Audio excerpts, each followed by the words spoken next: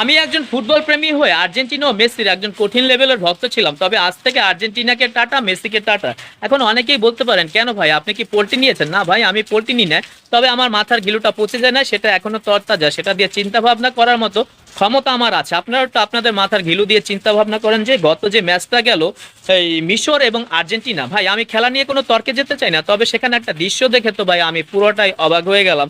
যেখানে মিশর তাদের জাতীয় পতাকা উড়িয়ে নিজেদের দেশকে সম্মান জানিয়েছে, সেখানে আর্জেন্টিনা কিন্তু তাদের জাতীয় পতাকা উড়ায় নাই। কাদের পতাকা উড়িয়েছে জানেন? এই ইসরায়েলের পতাকা উড়িয়ে তারা সরাসরি ইসরায়েলকে সাপোর্ট করেছে।